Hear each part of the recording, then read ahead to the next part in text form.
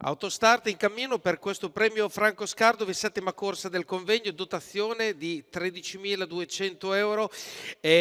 cavalli di 4 anni, vincitori da 15.000 a 40.000 euro in carriera. Campo dei partenti, Guns N' Roses Fons col 2, Grace OP, Gilda Joe, Gabri Capo col 4, Galassia CL col 5. Seconda fila, 7 Grillo Jet, 8 Giove dei Room, 9 Julien Trio, 10 Jazz Black. Corsa molto interessante di questo convegno, partenza sarà al Fulmicotone, se la giocano davvero in tanti, dal 2 al 5 ci provano tutti, sono allineati il 2, il 3 e il 5 e tiene la corda Grace OP, tiene alla sua destra Gilda Joe che adesso probabilmente andrà a chiedere strada, così effettivamente succede, mentre invece si è accodato Guns N' Roses Font al secondo posto in linea, che ora diventa il terzo perché completa la sua azione Gilda Joe, che è davanti dopo un 14 dei primi 200 metri. Gilda Joe conduce davanti al numero 2 dei Grace OP, poi abbiamo Guns N' Roses Font, mentre a destra incominciano già ad arrivare i primi. La prima della fila è Gabri Cup, 400 metri in 28 e 6, quindi tutto, se vogliamo, come da copione. Gilda Joe conduce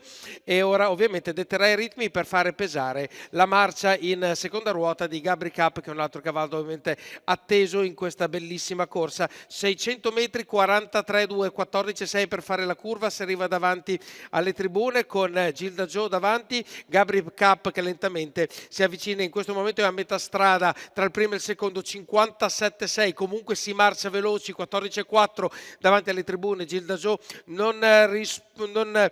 risparmia nulla in questo momento quando andiamo al chilometro, sempre comunque con un'andatura più che sostenuta, 14,7 per la curva. Gabri Cup sembra un po' accusare la marcia all'esterno e ovviamente sembra far fatica a tenere questo ritmo. Arriva fortissima in terza ruota Giove dei Room con Roberto Ruvolo che si lancia alla caccia di Gilda Joe, arriva negli ultimi 400 metri, 14,6 per le scuderie. Roberto Ruvolo sembra in controllo, chiama all'azione la sua Alessandro Gocciadoro quando siamo in curva e sembra diventato un match, anche se arriva anche Grillo Jet alla partita, quindi immagino un grande arrivo a 3 a ventaglio. 1,41,6, 14,7 per la curva, in retta d'arrivo è Grillo Jet che prende l'abbrivio migliore. Giove dei Room supera Gilda Joe, ma è il numero 7 di Grillo Jet che se la porta a casa, vince davanti a Giove dei Room. 1,12,3, 1,56,3 per i 1600 metri di questa corsa infuocata, vinta con grande merito da Grillo Jet e da Andrea Farolfi,